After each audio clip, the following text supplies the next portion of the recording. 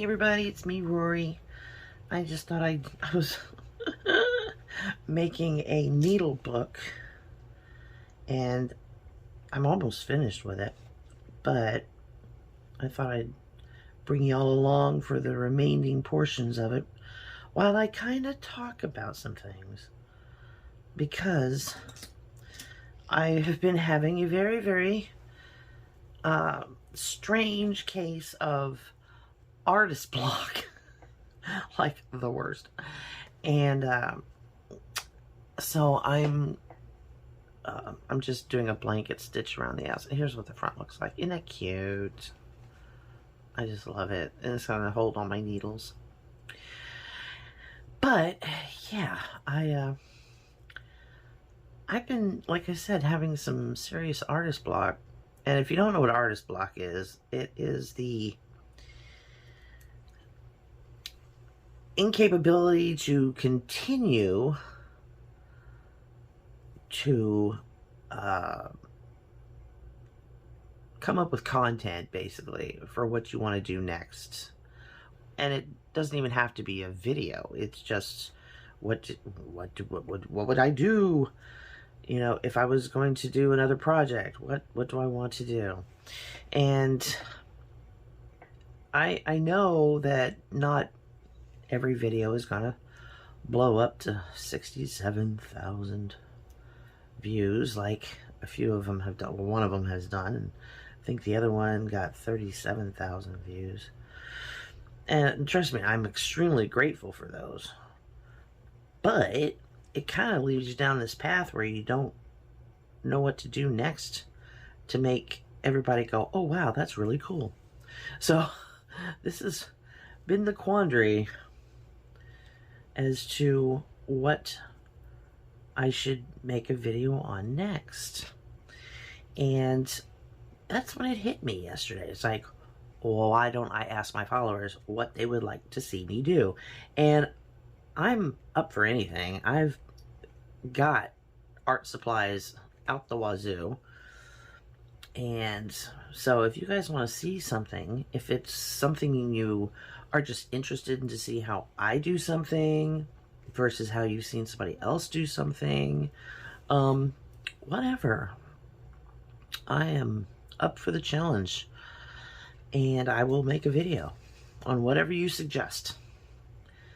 So a couple of my videos, most of my videos get about 100, 150 views, which is great.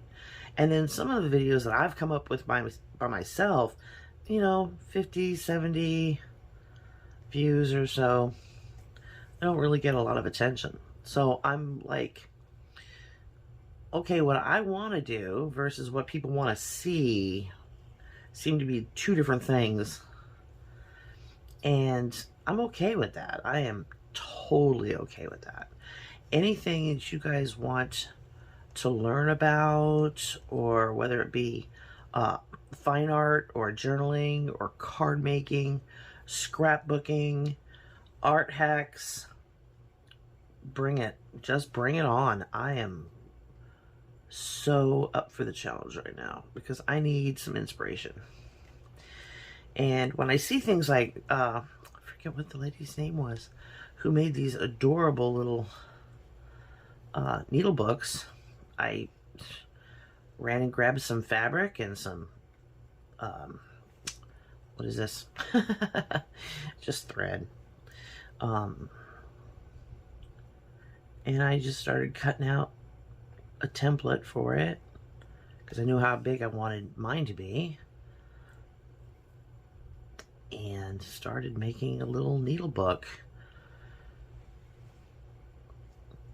But it's a slow stitch, which is not very exciting. So, but once I get this blanket stitch done around the outside edge, which as you can see closes it up very nicely, I'm gonna be sewing this into the inside to hold needles. See? And then I've got to put a button and a little piece of ribbon or something, you know, sew them onto the outside so I can close it, because it definitely won't stay closed by itself. So, but that's what I'm doing here. And if you don't want to sit and watch me slow stitch, like who would want to do that? Because it is kind of boring. You know, skip ahead to where I'm sewing the inside in, because I think I'm just going to use like a 3-hole pamphlet stitch type of thing, like we would do on a journal. I'm not going to use my machine, of course. Still haven't gotten that thread changed out, and I don't think black and red would look very good. But yeah, it's just, I think a lot of my art block has, and I really do believe that art block has to do with stress. And if you've ever experienced art block in any way, shape, or form, let me know in the comments below and how you overcame it. Because mine, I've had it before once. I don't get it very often, thank the Lord. But I do know how I like to overcome it, and that is by using new art supplies. I will go on Amazon, I will find something that I don't already have or that I'm low on, and buy something new, because they're always coming out with new stuff, and buy it and try and come up with new ways of using said art supply. Whether that, like I said, whether that's a fine art supply, which would entail like acrylic paints, oil paints, watercolors, charcoal, soft pastels, that sort of thing, versus journaling supplies, which consists of antique papers, junk mail, that sort of thing. Now, when it comes to like mixed media, I do love mixed media. Trust me on that one, I do love it. Come on, come out of there. Why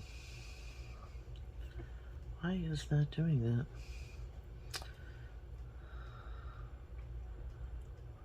It seems like it's a little tangled. There we go. But mixed media is like the combination of fine art supplies and junk journaling supplies. So if you guys want to see anything like that, I do love doing mixed media, because it does allow you a lot of freedom to do, you know, pretty much what you want and how you want. There's no rules to it, really, except for maybe composition. And composition can be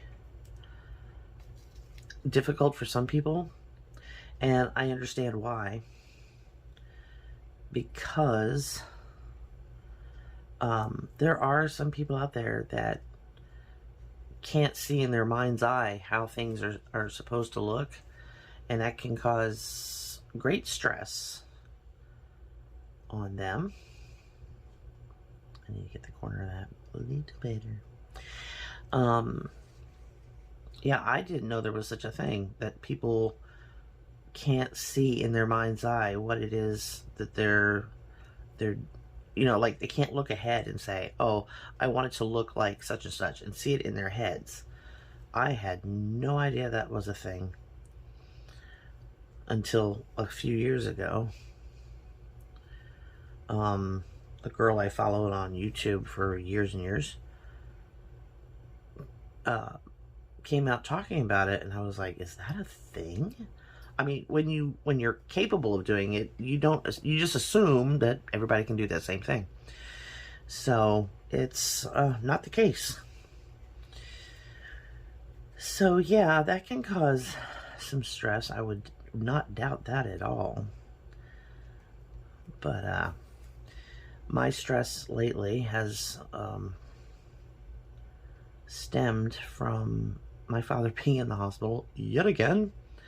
This makes time number 3 since July.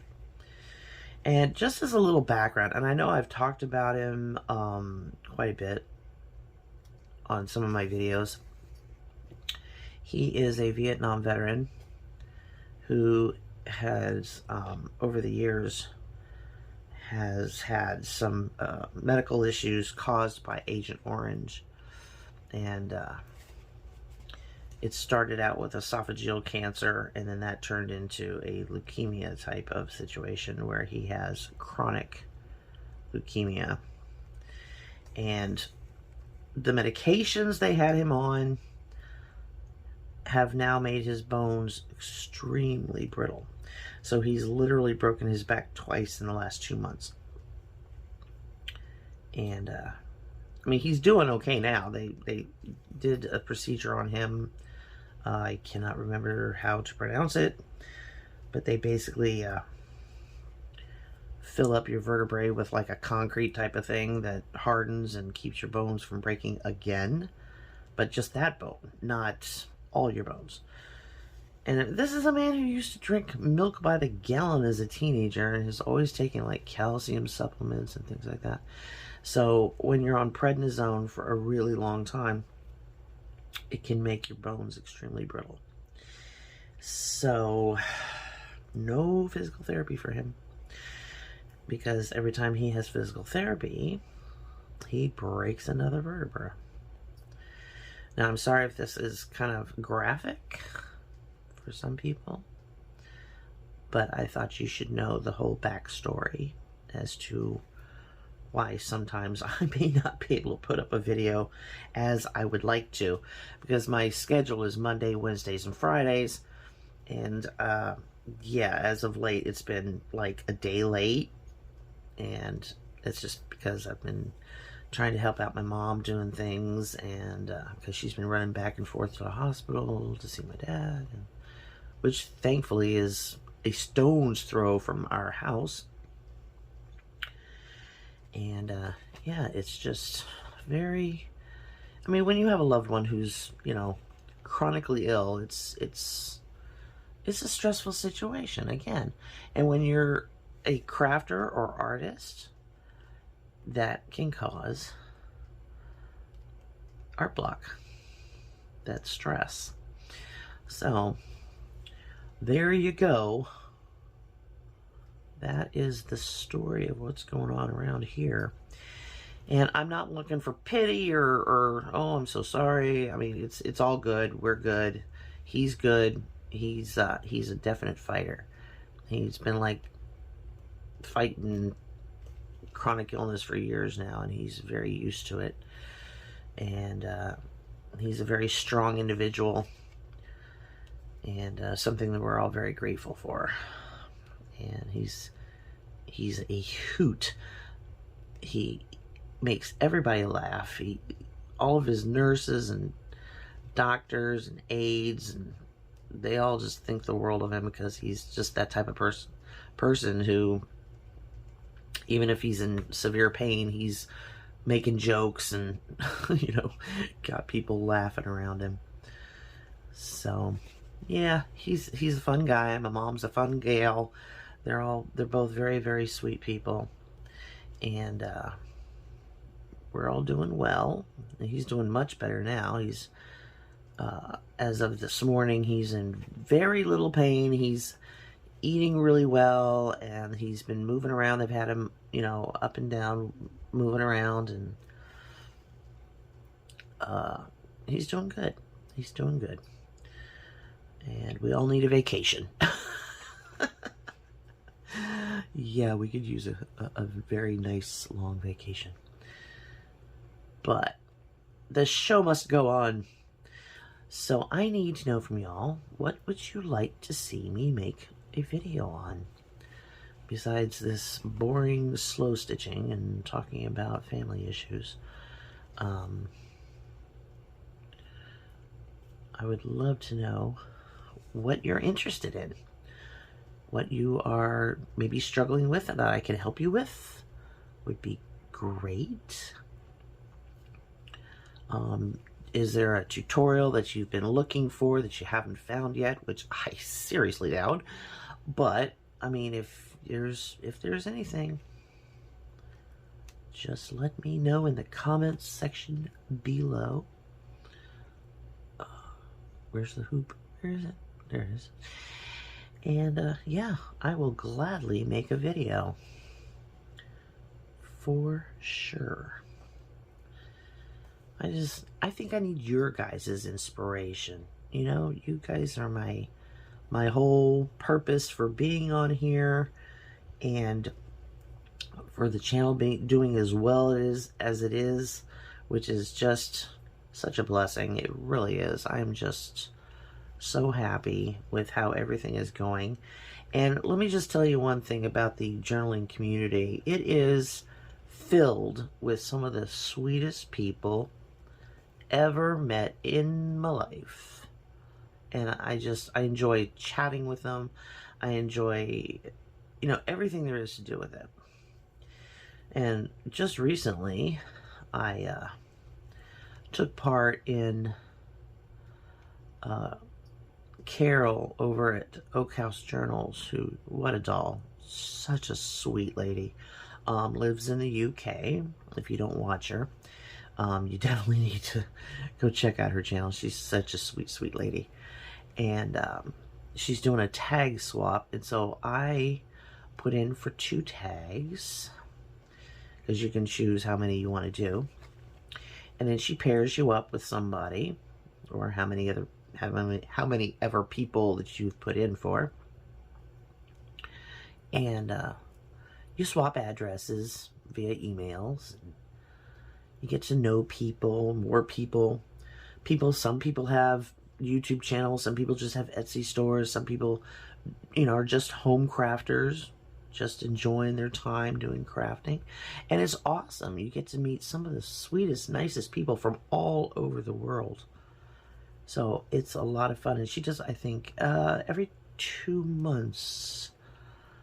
And this one is for December that we're doing. And I'm going to show you a sneak peek of the tags I've made. They really came out gorgeous.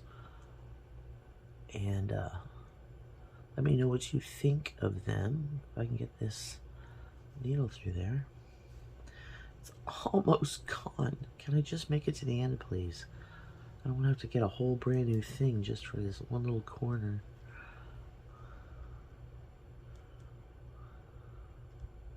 Come on, get in there.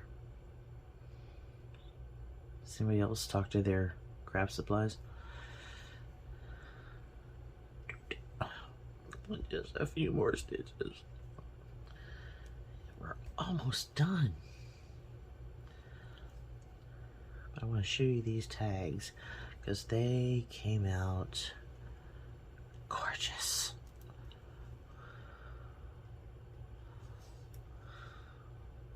Here, let me put that down for a second. And all 3 of this, I made 3 because I'm sending Carol one even if she doesn't want it. But this is the tags I made, because her theme was like, I think she chose Christmas or just whatever you want. So I had all these beautiful snowflakes and everything, and did them on this beautiful gray card with lace, and aren't they pretty? And then made a little pocket to put them in, so they can put these in a journal, just like that, and then just glue it down on the back here. And then I've added a little cards that I personally hand drew, these little thank you cards, and then wrote a little note inside, and I'm tucking those just inside. And now I'm just waiting on addresses. I've already got Carol's, but these are for my swap buddies that I've been assigned to, so I can't wait to see how they like them. And let's see, I'm going to try and tie this in a knot and knot it off and cut it so I can sew the inside in.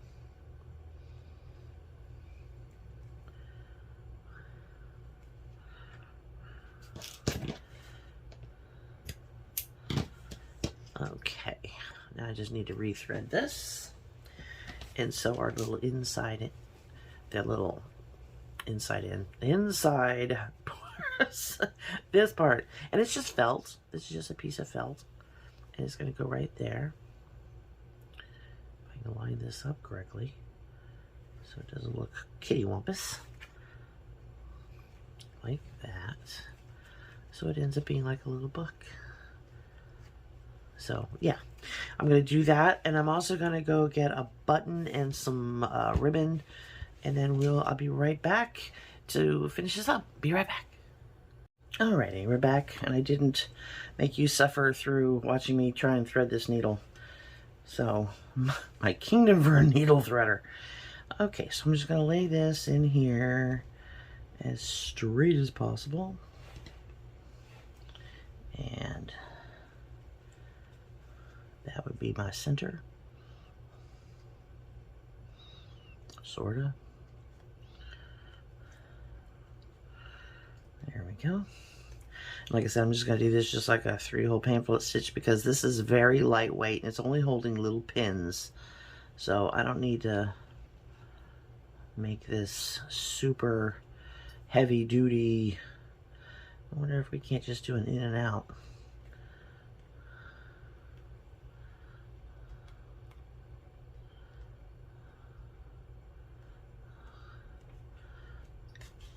Let's try this. Something I've never done before. It's like more like a 5-hole pamphlet stitch.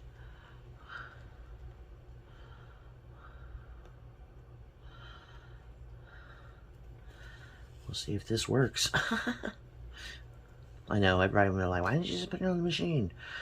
Well, my machine still has black and red thread in it, and that would look kind of yeesh. So I'm just going to do this. It seems to be working very well. So back in, out. No, we'll go down here. See how this works. And then in here, do it up just a tad. There we go. I'm trying to make sure it's in a line. And then out through that hole. Get in the hole. There we go.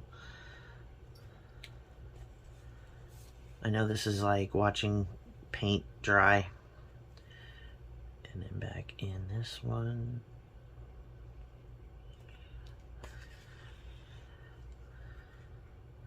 And I did get some cute buttons. Oh, look at that. I'm actually on both sides. Okay, let's take this needle off. Tie this off. Like I said, you don't have to make it super duper heavy duty. I haven't done any hand stitching like this in so long. I'm gonna put a little bow. Come on, fingers, work. Or not. Oh, gracious. Okay, so now we gotta figure out what button we want to put. See how cute that's looking, really adorable. But see how it pops open? We want a button and a little piece of ribbon. This is the ribbon I chose. Isn't that pretty? So I think maybe just one wrap around a nice size button will give us what we're looking for. So I have a bag of buttons. And that is a necklace. This is a bunch of old jewelry my sister picked up at an antique store.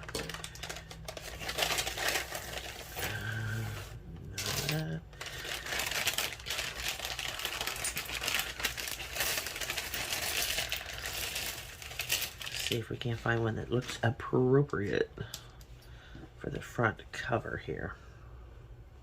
Throw that out. Are you kidding me? That would be cute.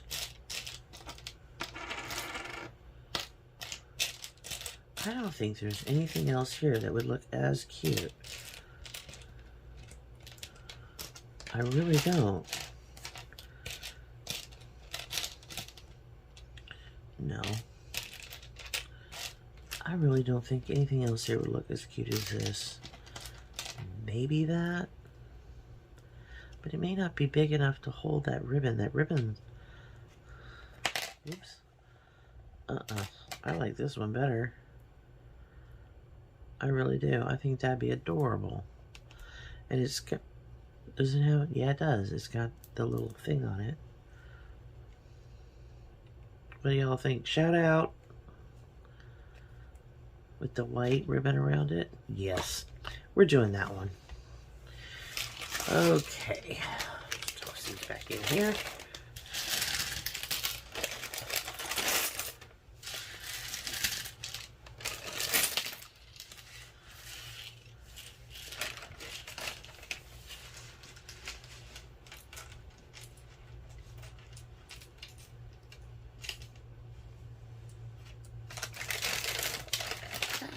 Keep dropping him at the little hand hole. Okay. Oh, you're stuck, aren't you? Huh? Jewelry has melded together with a bag. Okay, there we go.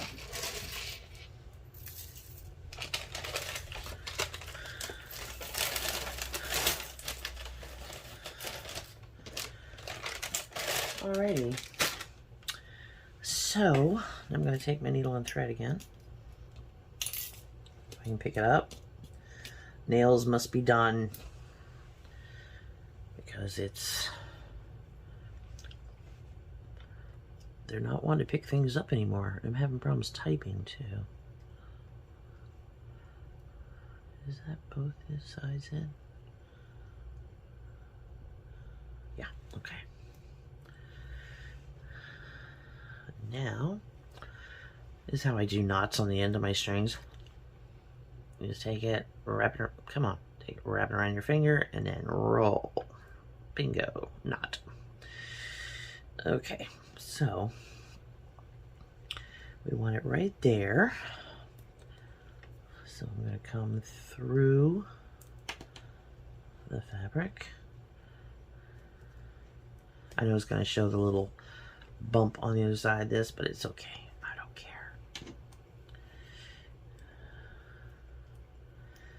I'll show you another little trick that I learned.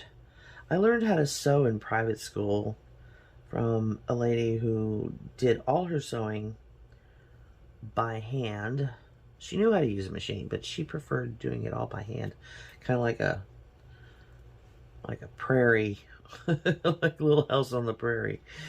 No machines used. So she taught me how to sew just, everything. Make your own patterns. It was crazy how much I learned from her. I think I was 13. And I've been hand sewing ever since. I think that's why I'm afraid of machines, to be perfectly honest. Not that I'm like scared of them. It's just the noise. The noise gets me every time. Kind of makes me feel a little anxious.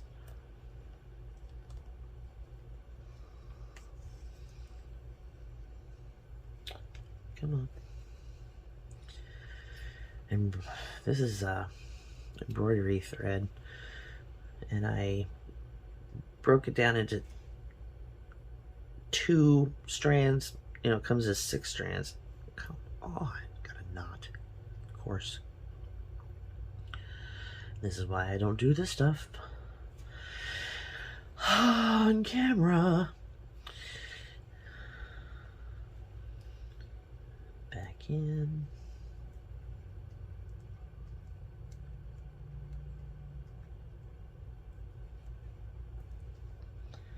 Once you've got that thread through the hole a couple of times, you know, enough to really secure it to your fabric, there's a little trick that she taught us, especially with flat back buttons. It works really, really well with flat back buttons.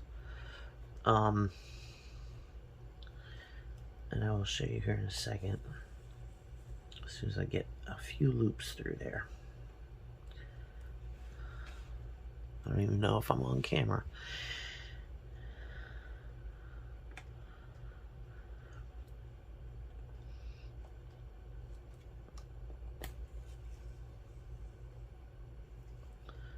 And back through the hole. And then back down again.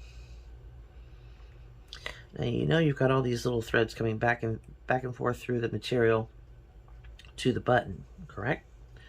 Okay, so this last time through, what I'm doing is I'm going to miss the button completely and just come up through the material. Come on.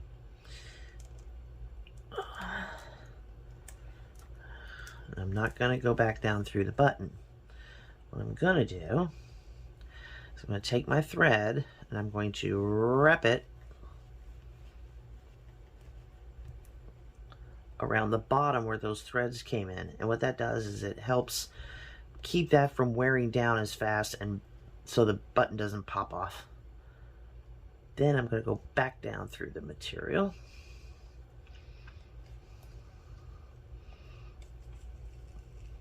And tie it off. And I'm going to feed it through this knot here that we have on the back. Like under, ow, just poked myself.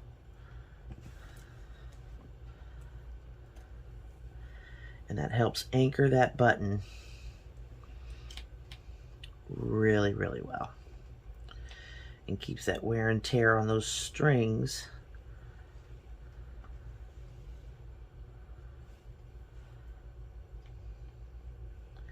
so that it doesn't wear out as fast. Now this is great too if you're like going to replace a button on a shirt, you know, or whatever, especially on, you know, a piece of apparel that you know you use a lot, wear a lot, and those buttons get used quite frequently. Do that little twisting technique to your thread, and you will have much less problems with your buttons popping off. I'm going to make another knot in the end. Nope. Knot. Okay. So far, looking good. Looking good. Now we just need a little bit of fabric. Is that it? Are you kidding me? Well, it might be enough. Let's see if I can get this tape off of here. I can't believe this is the end of this ribbon. Okay. We're going to take that sticky part, place it right there.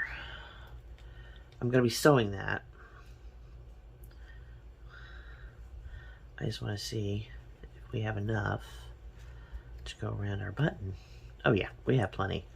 Okay. So, grab my needle and thread again. Put the leftover thread. This has turned into a sewing tutorial. That's just lovely. Oh well. Okay, and this ribbon's like good either way. There is no top side, bottom side. It's the same, both sides. So I'm going to, from the inside, run my needle and thread all the way through the ribbon.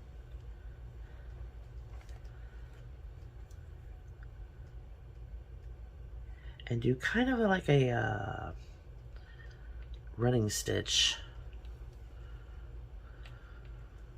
sorta.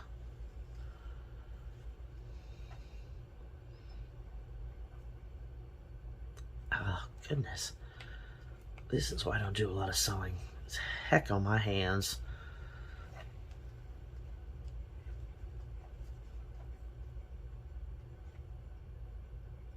Oh, goodness. Oh.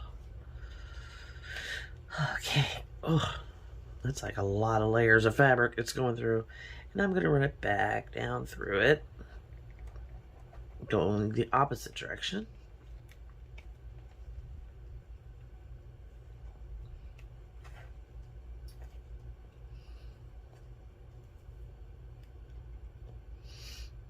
So it's just a nice, neat little line.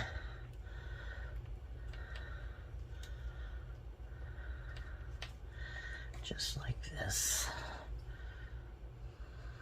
I'm going to snip that little thing off there because that's just, ugh. It looks unfinished. Come on, get in that right hole. There we go.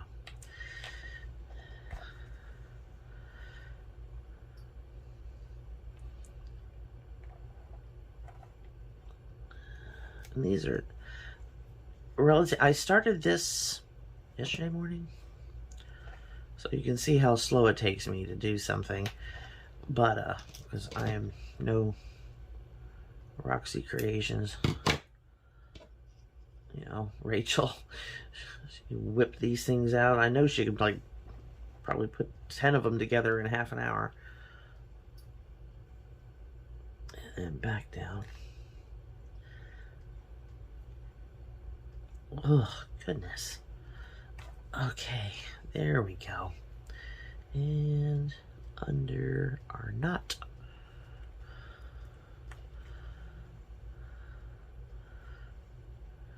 Grab that hoop.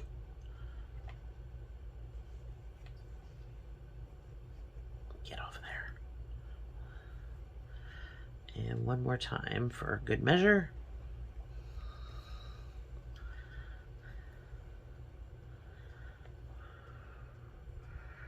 There we go.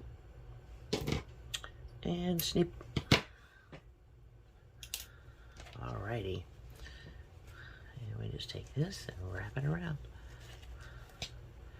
And that, I mean, I don't even think it needs to be that long. My goodness. But depending on how many, you know, how much stuff you want to put into it, I guess you could leave it straight down, or I think I'm just going to trim it. Let's make it a little fancy.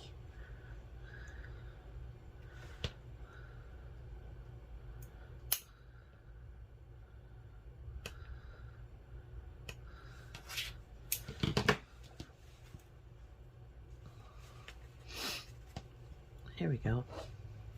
And then this needle and all of its brethren can go either way. You just feed it out and it holds all your needles. Isn't that cute? That's adorable. Awesome. Now I have a needle book. And that was a needle from my, bookbinding kit. So that's where all my bookbinding needles will go, is into this little needle book. It's so sweet. You just don't want to cooperate, do you? Alrighty, well there you go, folks. I'm probably going to make a whole bunch of these because I've got scrap fabric coming out my ears right now. So I'm going to make some more of these and probably put them up on my Etsy shop. So if you need a needle book, you know where to come to if you like this. So yeah, I do appreciate you coming by and listening to me whine and and talk. And yeah, give me some ideas then in that comment box below as to what you'd like to see me do. So I need some ideas, y'all. And I sure do love you bunches. And I'll see you in my next video. Bye.